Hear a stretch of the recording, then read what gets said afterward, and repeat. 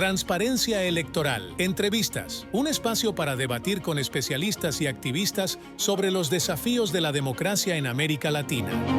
Voy a hablar con Delsa Jennifer Solórzano Bernal. Ella es abogada venezolana con una especialización en ciencias penales y criminológicas. Actualmente Delsa es presidente del partido Encuentro Ciudadano. Esta charla la vamos a hacer sin su imagen en este momento por cuestiones de seguridad.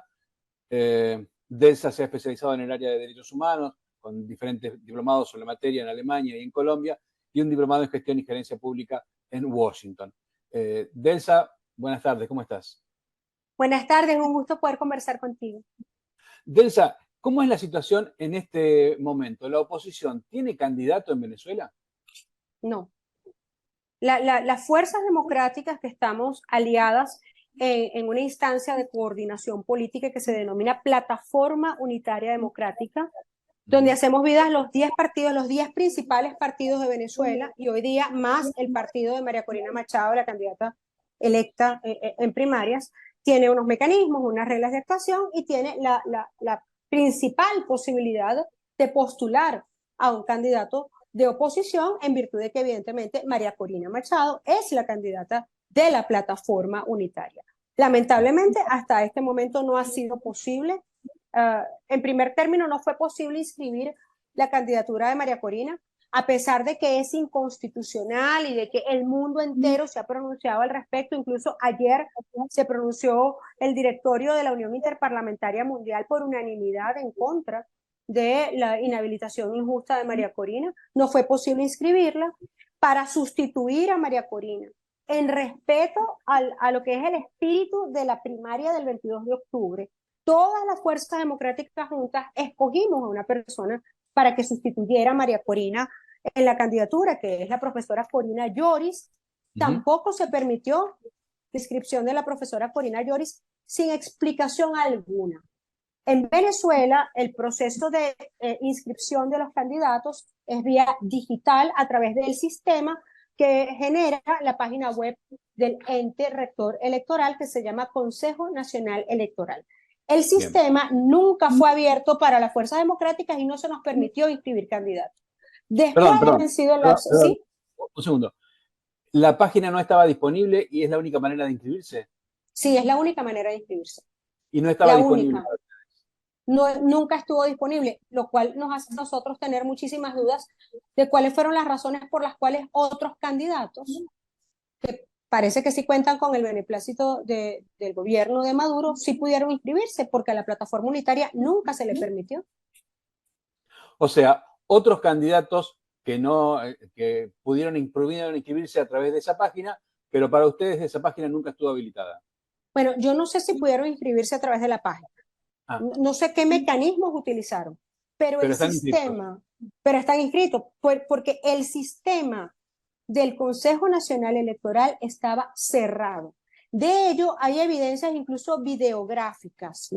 Nosotros intentamos durante 4 días seguidos, 24 horas al día, las pasamos los 10 jefes de los partidos políticos instalados, de hecho, en mi oficina, sin dormir prácticamente, intentando ingresar al sistema, y ello no fue posible. Y eso lo dejamos evidenciado en nuestras redes sociales. De hecho, en mi propia cuenta Twitter hay un video colgado que fue hecho en vivo a las 12 de la noche del día que cerraba el lapso, donde nos vemos todos nosotros intentando ingresar al sistema, y el sistema siempre estuvo cerrado.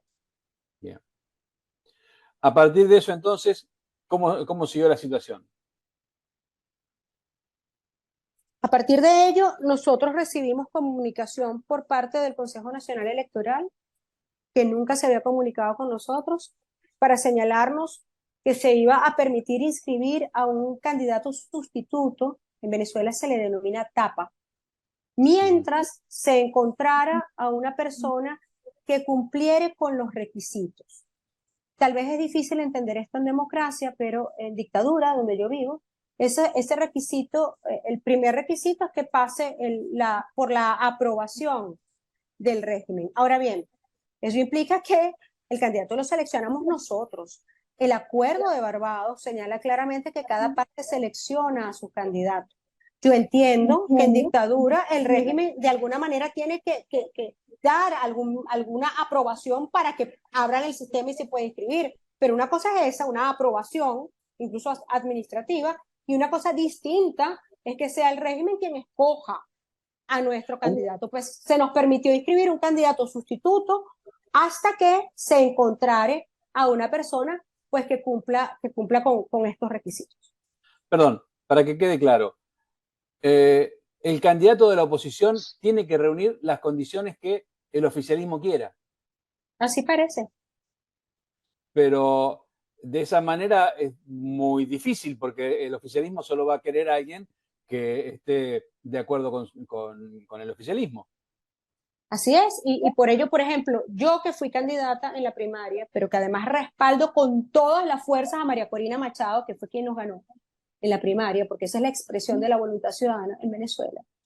Si se propone mi nombre, yo estoy segura que mi nombre tampoco cuenta con los requisitos que quiere el régimen. Entonces, el régimen está eligiendo a sus opositores. Así es, y por ello hoy la plataforma unitaria, con mucha firmeza, insiste en que el candidato de la oposición lo decide la oposición. No puede, bajo ningún respecto, ser elegido por nadie más que no seamos las fuerzas democráticas, siendo que ya la candidata la eligió la nación, la eligió Venezuela en un proceso de elecciones primarias, pero a ella tampoco le permiten competir. En este sentido, ¿hasta cuándo tienen tiempo para presentar un candidato que el oficialismo acepte? A ver, hay varios lapsos que están establecidos en el cronograma. Hay un lapso para sustituciones hasta el 20 de este mes, hasta el 20 de abril, que es un primer lapso de sustituciones, y luego desde el 20 de abril hasta el 18 de julio hay otro lapso para sustituir, pero ya sin que aparezcan los cambios en la boleta electoral. Aparecería el nombre del candidato que está inscrito, aun cuando usted cuando vote por ese candidato estaría votando por otra persona. O sea, hay tiempo para ello. El problema es que en este momento estamos prácticamente como en aquella época en la que Colombia había jueces sin rostro, así estamos acá con un candidato sin rostro. Ahora, todo indica que si solo el oficialismo va a elegir quiénes son los candidatos, la elección corre riesgo de ser una farsa. Así es, pero la buena noticia es que nosotros no nos hemos rendido. Cuando nosotros evaluamos la situación de Venezuela a lo largo de este cuarto de siglo que tenemos enfrentando la dictadura y la diferencia tal vez entre Venezuela y otras naciones que sufren situaciones similares a la nuestra, no con la gravedad de Venezuela, tengo que decirlo, pero sí similares en cuanto a autoritarismos, etcétera. ¿Por qué en otras naciones de repente no hay tanto conocimiento de lo que ocurre o lo que sea? Y la razón es sencilla, es porque la oposición se ha rendido o ha sido exterminada. En Venezuela no nos rendimos, nosotros hoy seguimos insistiendo y además estamos en un proceso donde hemos solicitado a la comunidad internacional, a los mediadores de Noruega, etcétera, que contribuyan a que sea posible que las fuerzas democráticas tengamos un candidato, porque lo que está muy claro para nosotros, y eso no hay ninguna duda, es que queremos mantenernos y vamos a mantenernos dentro de la ruta electoral. Nosotros queremos votar. Para nosotros el voto no es solamente la posibilidad real de cambiar la situación política en el país, sino que es también un instrumento de lucha muy poderoso y muy potente que no estamos dispuestos a abandonar. ¿Qué acceso tienen ustedes para contar esto en los medios de comunicación de Venezuela? Ninguno. Yo por lo menos ninguno. Yo estoy absolutamente vetada en los medios de comunicación de Venezuela. Recientemente me invitaron, por cierto, a un programa de televisión abierta y para ello pasaron más de una semana solicitando autorizaciones, etcétera, para que yo pudiera estar. Y tenía muchísimos años que no salía en televisión abierta. Yo, por ejemplo, hace años, yo no sé cuántos, más de 6 años me parece, que yo no estoy en ninguna radio en Venezuela. En las pocas emisoras de radio del interior del país que me han entrevistado recientemente, que lo hicieron durante mi campaña, fueron cerradas las radios y fueron destituidos, fueron botados de sus trabajos los periodistas. Yo estoy completamente vetada en la prensa nacional. ¿Cómo consigue ser presidente de un partido? ¿Cómo se consigue armar un partido sin tener acceso a los medios de comunicación? Los venezolanos nos ponemos retos todos los días que superamos, así como se seguir viviendo en Venezuela, haciendo oposición en Venezuela como yo la hago, de manera frontal y con mucha firmeza, viviendo en plena dictadura. Pero la respuesta va más allá de eso, no solamente un tema de voluntad, es un tema de que en Venezuela somos mayoría los que queremos cambio. Y los venezolanos, a pesar de la dictadura, seguimos organizándonos en torno a los partidos políticos democráticos que podemos representar una opción de cambio. Encuentro Ciudadano tiene solamente 5 años y medio de vida y hoy somos uno de los partidos políticos más grandes del país y con mayor fuerza. Y eso tiene una sola razón. La gente quiere cambio y lo expresa a través del liderazgo o de los espacios en los que cree. Y en este sentido, los venezolanos, no aquellos que tienen mayor participación política, sino que el pueblo en general, ¿tiene claro que esto no es normal, que esto no pasa en los demás países? ¿Que en los demás países Sí. no es el oficialismo el que elige a los opositores? Sí, claro. Mira, nuestra nación, porque además eso es otro aspecto que caracteriza el éxito de mi partido, es recorrer el país constantemente. Mira, el año pasado yo recorrí Venezuela 4 veces, o 5 veces en un año, con todos los obstáculos del mundo, porque a nosotros no nos venden boleto de avión en todas las aerolíneas, solamente algunas. Transitar entre un estado y otro implica pasar alcabalas, enfrentar a la policía política, etcétera. Es decir, recorrer el país es muy difícil y sin embargo lo hacemos. Perdón, ¿cómo es el problema para pasar de un estado a otro dentro de Venezuela para usted? Para mí, tengo que enfrentar alcabalas, entre un estado y otro puedo encontrar, no sé, 30, 20 alcabalas de funcionarios de los distintos cuerpos de represión del Estado que nos impiden el paso. Es decir, ir de un estado a otro en mi país, para mí, implica sortear una cantidad de obstáculos impresionantes. Y sin embargo lo hacemos. Pero, ¿esto se basa en alguna imputación que el Estado le hace a usted o simplemente por ser usted? Se basa en que yo me llamo Delsa Solórzano y presido Encuentro Ciudadano, y ser opositor en Venezuela ya es suficiente motivo para que te persigan. O sea, esto no está escrito en ningún lado, no es que usted está imputada de un delito, simplemente No, usted llega y no la dejan pasar. así es. Qué Sí, no, difícil. yo no estoy imputada de ningún delito, no estoy inhabilitada, contra mí se supone que no hay ninguna medida legal, por llamarlo de alguna manera, ¿no? Si es que se puede decir legal, pero porque en Venezuela no hay Estado de Derecho, pero el tema es que levantar la voz en el país es casi que un crimen. Eres un traidor a la patria. Y colocan todos los obstáculos para que el liderazgo político que se mantiene en la calle pueda transitar libremente por nuestro territorio. Sin embargo, igualmente lo hacemos. Y cuando tú conoces a la Venezuela profunda, como la conozco yo, que la conozco de punta a punta, esa Venezuela maravillosa que me impulsa a luchar todos los días, sabes que a pesar de que en Venezuela no hay energía eléctrica, nosotros vivimos sin luz, 8 horas diarias, no sé, 3 días a la semana. Hay estados en el país que tienen 8 años sin luz, por ejemplo.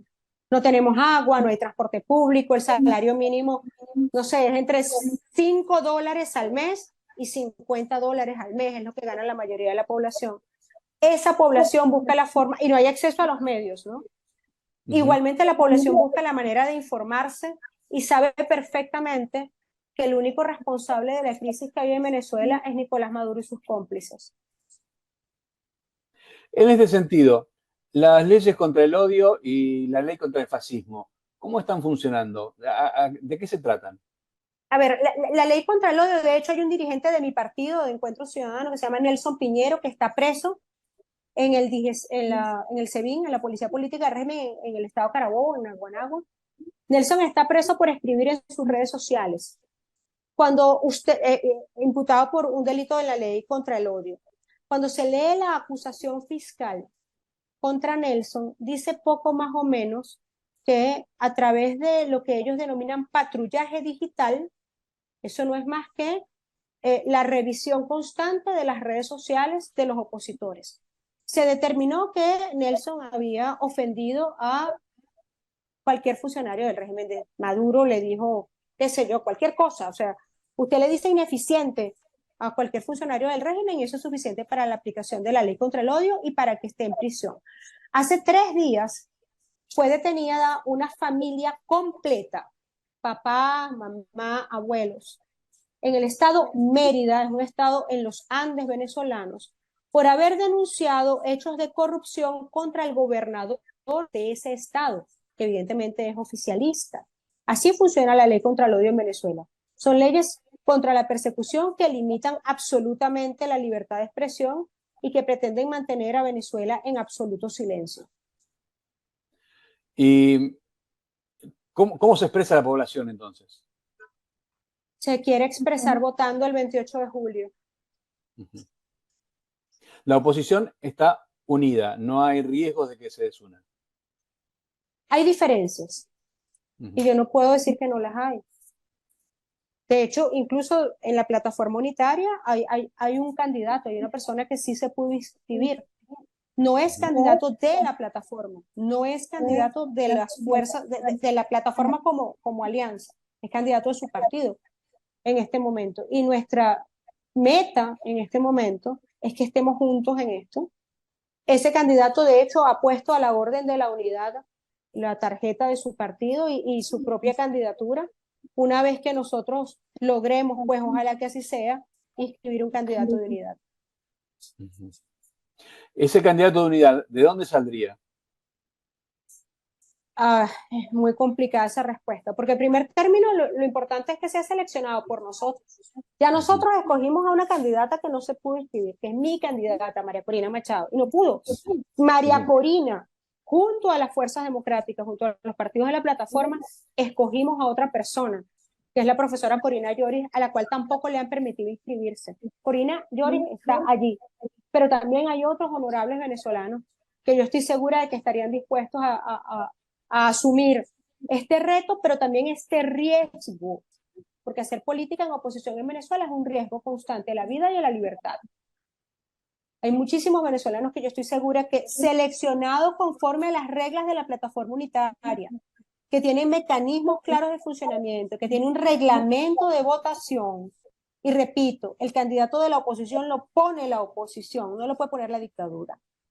Conforme a ello, escogeremos a nuestro candidato y ojalá lo dejen inscribir. ¿Ustedes están ya hablando con algunos posibles candidatos? Hay cosas de las que no puedo hablar. Entiendo. Pero digo, se piensan cumplir con los plazos y piensan inscribir a alguien en nombre de la oposición. Esto es claro. Eso es lo que queremos, ojalá que nos lo permitan. En la vida cotidiana venezolana, usted me decía lo poco que cobran, entre 5 y 50 dólares, lo difícil que es vivir sin electricidad y sin agua. ¿Cómo se alimenta la población? La población está sometida a esclavitud. Los índices de seguridad alimentaria en Venezuela son altísimos, los niveles de pobreza en el país son cada vez más alarmantes. Entonces, esa situación económica que ha sido además producida y provocada por el régimen que ha estado en el poder durante un cuarto de siglo, lleva a la gente a depender de una cosa que se llama bolsa del CLAP. Es una cajita con alimentos que llega cada mes, cada 2 meses, a algunos hogares, no a todos, porque es requisito indispensable que usted esté inscrito en el partido de gobierno, por ejemplo. No es un beneficio social, sino que es un instrumento de politización, ¿no? Pero bueno, llega cada tanto tiempo a algunas casas y contiene un paquete de pasta, un paquete de algún grano o frijol, algo de margarina, una cosa que es como un preparado de leche, no es leche, sino como un preparado de leche y 2 o 3 productos más. Entonces, bueno, la verdad es que la población en Venezuela tiene hambre aún hoy. Para que ellos dicen que Venezuela se arregló, evidentemente no conocen al 85% de la población que no vive en el medio de una burbuja que se ha generado en el país para aquellos que están vinculados al régimen, que como quiera que tienen órdenes de captura, etcétera, fuera de Venezuela, no pueden salir del país y han creado para ellos, sobre todo en la ciudad capital, en la ciudad de Caracas, un pequeño oasis de restaurantes, tiendas de lujo, etcétera, alrededor de las cuales gira la más aterradora pobreza. Para que me quede claro, cada mes o cada 2 meses le llega solo a partidarios del régimen o que se anotan como tales una caja que tiene muy pocos productos alimenticios. Esto es así. Sí, es así. Hay gente que no es partidaria del régimen, pero que se ve obligada a sacar esta cosa que ellos llaman carnet de la patria, como que si la patria se llevara en un carnet, ¿no? Que es en sí misma una afiliación al partido de gobierno. Si usted no saca ese carnet de la patria, usted no tiene ni siquiera derecho, por ejemplo, a gasolina subsidiada, y en Venezuela la gasolina es muy cara. Entonces, para tener acceso a gasolina más económica, cuando hay, porque en muchos estados del país usted puede pasar 4 días, por ejemplo, haciendo la fila para cargar el tanque de gasolina. Entonces, si usted se suscribe al carnet de la patria, usted tiene derecho a tener acceso cuando hay gasolina, a la gasolina, y cuando llega la bolsa del CLAP, debería llegarle la bolsa del CLAP. La que ellos pagan, por cierto, no es gratis, es pagada. Ah, ajá. ¿La emigración sigue siendo un problema? ¿Se sigue yendo gente de Venezuela? Todos los días. Yo creo que no existe hoy día un venezolano que viva en Venezuela que no tenga la familia afuera. Todos tenemos a nuestra familia afuera.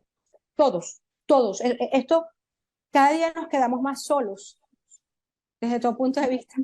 Y créame que es muy doloroso. Y si nosotros no logramos el cambio político este año, por el que estamos luchando, y queremos hacerlo por las únicas vías que yo conozco, yo no conozco otra que la democrática y la electoral. Y sé que es un reto enfrentar a una dictadura militar y armada por las vías democráticas y constitucionales, pero es lo que tenemos. Si este año no se resuelve la situación en Venezuela, la migración va a ser muchísimo mayor. Hay estudios que hablan de que inmediatamente, si se da el proceso del 28 de este mes, de este año, y no se produce el cambio político, inmediatamente un mínimo de 3 millones de venezolanos se iría de Venezuela. Que se suman a los 7 u 8 millones que ya están afuera. Claro, y a los que se seguirán yendo, porque es que yo no sé si es posible imaginar. Yo creo que no, si alguien no viviera, si alguien no vive aquí, no tiene cómo imaginar lo que es vivir sin luz y sin agua en el siglo XXI, lo que es vivir con $5 al mes. Y además, si lo pones en Twitter o en X o en Instagram, te llevan preso. Si usted puede imaginar vivir así, usted va a saber lo que se siente vivir en Venezuela. Los venezolanos que están fuera de Venezuela están teniendo obstáculos para poder anotarse para votar, ¿verdad?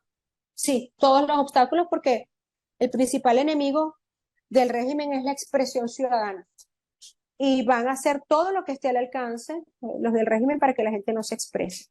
8 millones de venezolanos afuera, muchísimos de ellos con posibilidad legal de votar, pero obviamente tienen que cambiarse para poder cambiar su dirección, para poder ejercer su derecho al voto. Y el régimen lo está impidiendo en gran parte del mundo. ¿Hay algo que ustedes puedan hacer al respecto?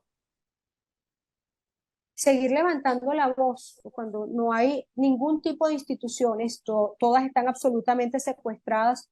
A nosotros no nos queda más que nuestra voz, el reto de que no la callen nunca, y la comunidad internacional. Y cuando yo me refiero a la comunidad internacional, yo no hablo de los gobiernos que emiten comunicados contundentes, pero que, ajá, yo me refiero a los medios de comunicación social, como a la gente, a la prensa, a aquellos que nos ayuden a multiplicar nuestra voz y denunciar ante los organismos de protección de derechos humanos. Es lo único que podemos hacer. Esa es la verdad. Delsa, finalmente, para ir terminando, ¿qué le pide usted a la comunidad internacional? Que entiendan que las dictaduras no tienen límite, que uno no puede mirar para un lado cuando sabe que hay una nación a la cual están oprimiendo. Yo tengo 25 años denunciando que en Venezuela se violan derechos humanos, y en algún momento me miraban como que si este era un problema ideológico. Te decían, no, es que esa es la derecha que no quiere que la izquierda gobierne. Las dictaduras no tienen ideología, no importa sí, que Maduro sea de izquierda y yo soy de centro derecha, esa es la verdad, pero es que ese no es el problema. El problema es que en Venezuela hay una dictadura criminal que asesina gente. El problema es que en Venezuela hay más de 300 prisioneros políticos. El problema es que en Venezuela hay una candidata que ganó lo que los argentinos llaman paso, que nosotros llamamos primaria, y al régimen no le da la gana de que se inscriba. El problema es que en Venezuela el régimen quiere elegir al candidato de la oposición. O sea, póngase en el lugar del otro por un instante. Imagínense que qué sé yo, que en Colombia el candidato del Partido Conservador fuera elegido por el partido de gobierno. Imagínense que en Argentina, qué sé yo, el candidato del PRO hubiera sido elegido por el justicialismo. Eso no es posible de entender. Y eso es lo que pretenden hacer en mi país. Esto fue Transparencia Electoral y Demo AMLAT Entrevistas, un espacio para debatir con especialistas y activistas sobre los desafíos de la democracia en América Latina.